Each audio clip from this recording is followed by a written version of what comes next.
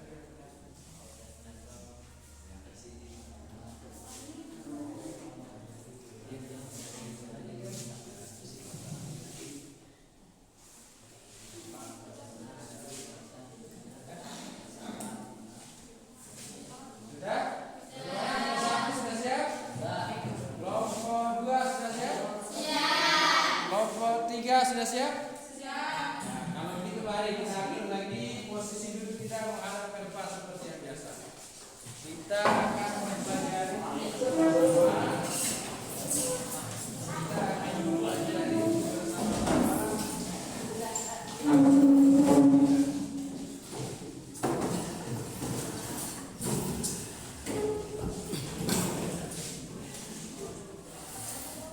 Silakan, mungkin ada di antara anak-anak yang ingin mengajukan pertanyaan terkait dengan teks. Ya, silakan kelompok 1. Pertanyaan di mana cerita tersebut terjadi. Nah, jadi kelompok 1 menanyakan di manakah tempat peristiwa itu terjadi. Kira-kira di mana? Ada yang bisa jawab? Ya, silakan kelompok 3. Terjadi di depan rumah Pak Usadi yang terletak di lereng Gunung Rinjani. Ya, jadi terjadinya di letak lereng Gunung Rinjani. Ada yang berpendapat lain? Ada ya. Benar sesuai dengan teks? Sesuai dengan teks? Ya, sesuai. Yang kedua, mungkin ada yang bertanya? Saya. Ya, silakan kelompok 2. Apa alasan Andi merasa sedih dan lelah? Nah, mengapa Andi merasa sedih dan lelah? Siapa yang ada yang bisa jawab? Silakan kelompok 1.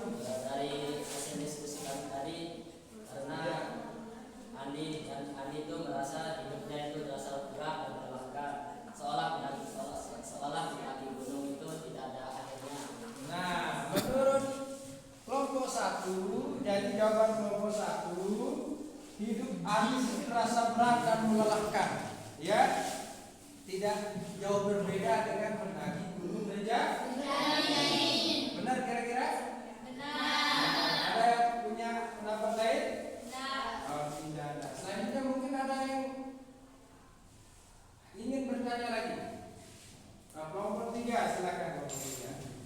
Apa perumpamaan yang digunakan Pak Husain untuk menjelaskan arti kehidupan? Apa perumpamaan yang dijelaskan? Ada yang bisa menjawab? Pada dulu silakan kelompok 2. Perumpamannya seperti kopi, proses pembuatan kopi yang melalui panas dan tekanan agar menjadi nikmat. Sama seperti manusia yang diuji agar menjadi pribadi yang kuat dan berani. Yang diumpamakan dengan kopi, ya. Nah, ada yang bisa lebih menjelaskan? Ada yang bantu lagi lebih menjelaskan? Nah, jadi, beginilah cara prosesnya kita menganalisis, mencari tahu isi tentang paragraf ataupun teks. Ingat anak-anak, kalau kita mau menguji pemahaman kita tentang sebuah teks, harus pandai-pandai membuat pertanyaan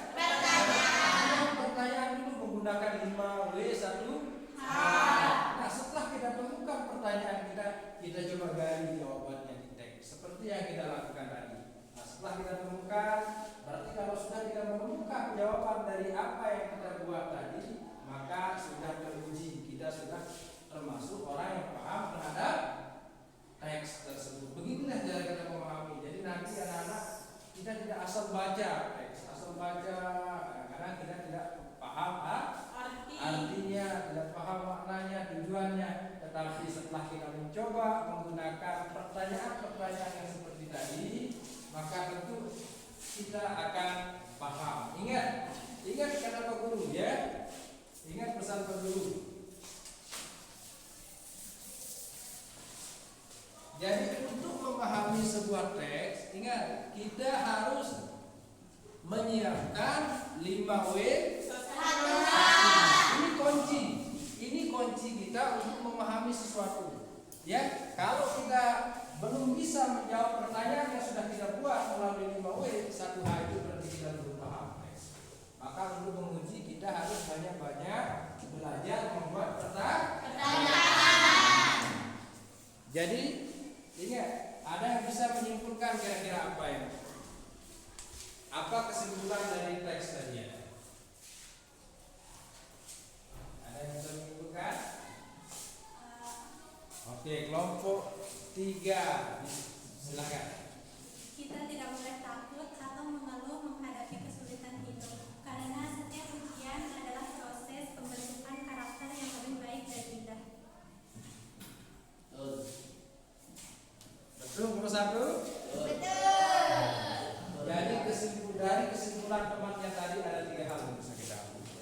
Yang pertama, dalam hidup itu jangan takut.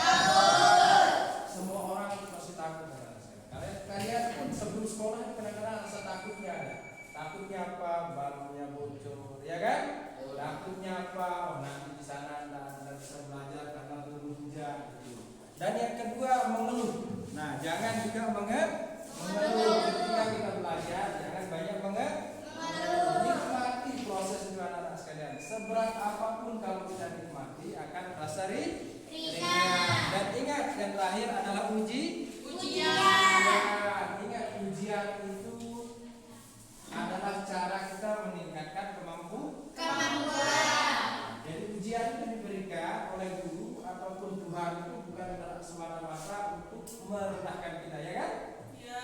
Nah, Tuhan misalnya ternyata hari ini kalian tidak bisa belajar karena sakit, diberikan ujian sakit, tapi bukan berarti kalian dimakan, tetapi itu artinya biar kita belajar dari sakit itu kita tahu bagaimana cara menghargai sehat.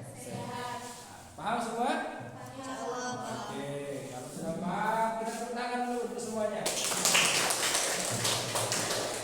Baik, Pak Guru Abdullah, banyak terima kasih atas pembelajaran kita hari ini. Sekali lagi Pak Guru pesan belajar yang rajin, jaga kesehatan, semoga kita semua tetap sukses.